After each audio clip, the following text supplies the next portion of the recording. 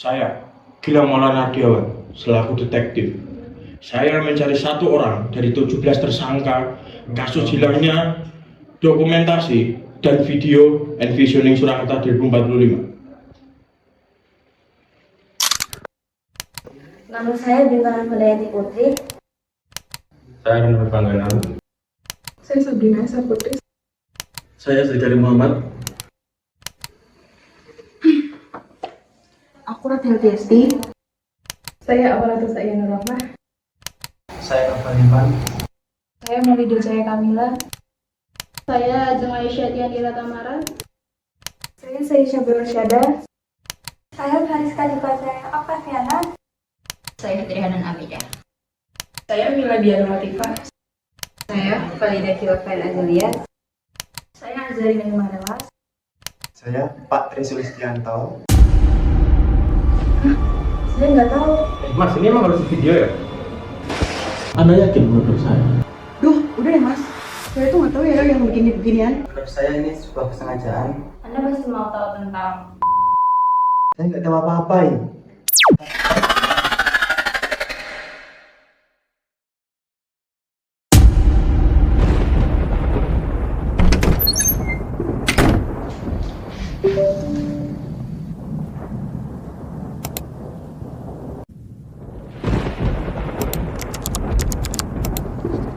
Selection of priority sub-area. Areas using the Kevin Lynch Foundation form through three main pillars of identity structure and meaning reflected in three places: Surakarta Place, Mangkunagaran Temple, and Pasar Gede Harjonagoro, which are part of cultural and economic history as the axis of dynamic and meaningful community life.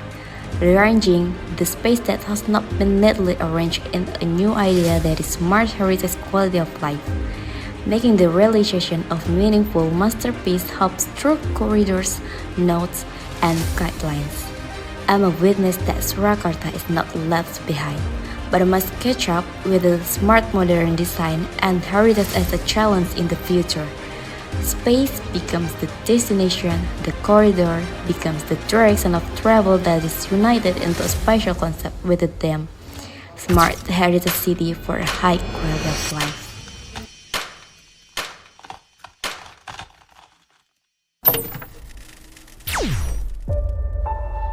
Pengembangan kawasan Kota Surakarta difokuskan pada 8 titik prioritas yang memiliki peran penting dalam sejarah, budaya, dan aktivitas masyarakat kota. Kawasan Kali Pepe menjadi koridor air bersejarah yang menyimpan jejak perkembangan kota. Ronggo Warsito Walk dirancang sebagai penghubung antar zona dengan pendekatan ruang publik aktif dan modern. Balai Kota menjadi titik pusat pemerintahan yang dikembangkan dengan penguatan visual dan konektivitas ruang terbuka. Pasar Gede dipertahankan sebagai ikon ekonomi tradisional sekaligus ditata ulang agar lebih tertib dan nyaman.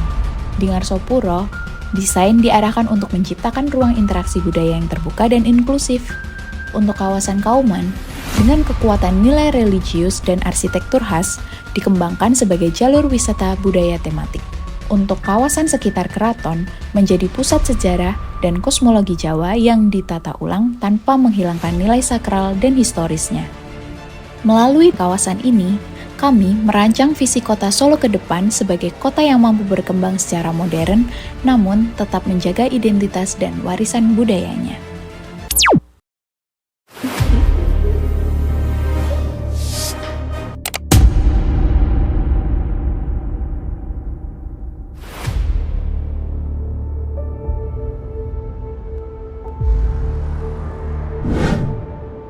Ke Prabon, sebagai kawasan bertumbuh, budaya tetap hidup.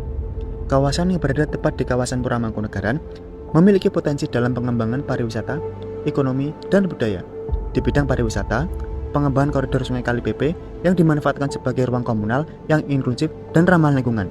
Pengembangan area berfokus pada ekologi, rekreasi, dan budaya dengan penerapan elemen arsitektural yang menampilkan kekayaan budaya lokal, menjaga nilai heritage, dan mempertegas culture identity Puramangkunagaran. Pembaruan pada Rusunawa menggunakan pendekatan arsitektur hijau dan sustainable dengan menambah landscaping pada fasad bangunan untuk mencapai high quality life. Lanjut di bidang ekonomi, koridor Sibuwa Pranoto mengalami transformasi wajah jalan dengan prinsip Green Corridor dan Complete Street. Pembaruan wajah bangunan juga ditetapkan pada deretan ruko untuk mendukung kegiatan ekonomi. Terdapat juga Scarlet Point yang dibangun untuk mewadahi UMKM lokal dan interaksi sosial masyarakat. Selain itu, dilakukan penerapan guideline bangunan di sebelah timur Mangkunegaran dan barat Hotel Kusuma Said sebagai ikon kultur kota. Setelah itu, terdapat Ronggo Warsito Street Walk yang dikenal sebagai koridor yang historis.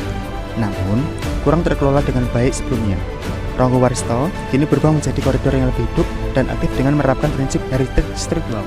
Revitalisasi fasad menjadi fokus utama melalui keselarasan elemen dan pewarnaan antar bangunan yang mencerminkan culture identity Surakarta.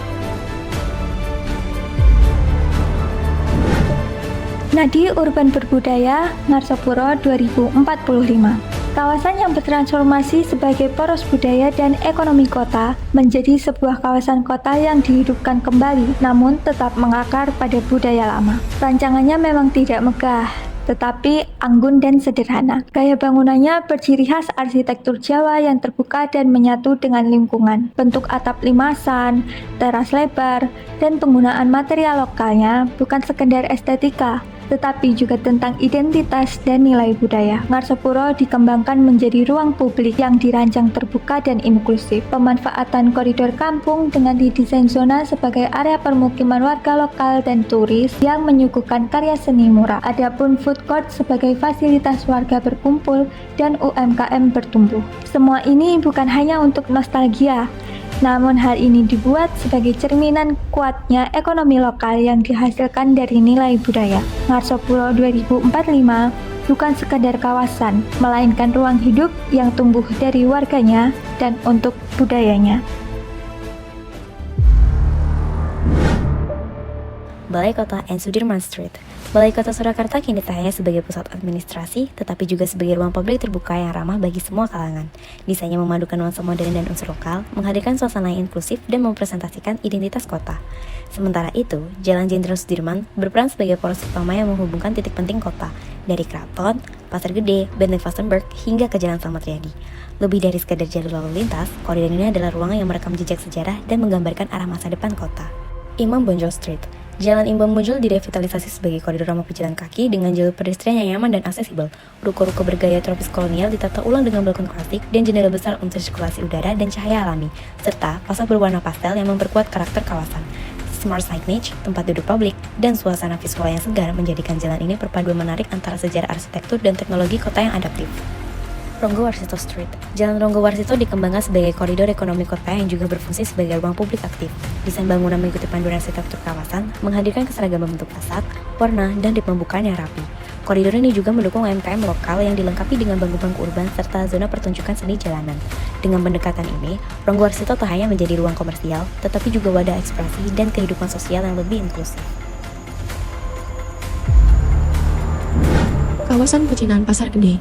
Fasad dan ruang publik dengan teknologi publik inklusif untuk memperkuat identitas budaya Tionghoa, memperbaiki lingkungan, dan meningkatkan kenyamanan publik melalui penataan ulang fasad ruko bergaya Chinese shop house, pelestarian elemen arsitektur lama, serta penyediaan jalur pedestrian inklusif dan fasilitas modern.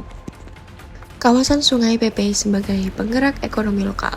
Sungai Kali Pepe direvitalisasi menjadi ruang publik yang hidup dengan amphitheater, kafe tepi sungai, dan food court untuk relokasi UMKM dengan jalur pedestrian bernuansa orange merah yang terinspirasi dari budaya Tionghoa. Kawasan Benteng Vastenburg sebagai taman inklusif dan kreatif. Benteng Vastenburg direvitalisasi dalam Envisioning Surakarta 2045 menjadi ruang terbuka hijau dengan vertical garden, taman, food court, dan area seni yang mengintegrasikan nilai sejarah, ekosistem, dan kehidupan urban sebagai ruang rekreasi dan pengembangan masyarakat.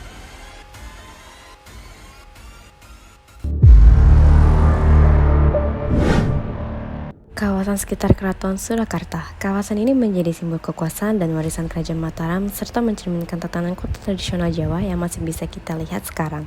Penetapan kawasan ini berdasarkan fungsinya sebagai simpul aktivitas ekonomi, budaya, religi, dan pariwisata. Kawasan ini dikenal sebagai pusat perdagangan batik terbesar di Jawa Tengah. PGS dan BTC dibangun ulang lebih efisien, modern, dan cerdas. Toko-toko tak lagi hanya fisik tapi juga digital.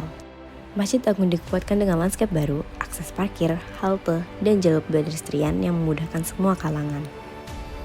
Kini, kawasan ini melangkah ke masa depan, bukan sekadar direvitalisasi, tapi ditransformasi. Dengan konsep kota cerdas, teknologi hadir untuk mendukung informasi wisata, perdagangan, dan mobilitas yang semakin terintegrasi. Warisan budaya dilestarikan, namun juga disentuh interaktivitas digital. Ruang publik dibuka lebih hijau, lebih ramah pejalan kaki, dan lebih inklusif bagi semua.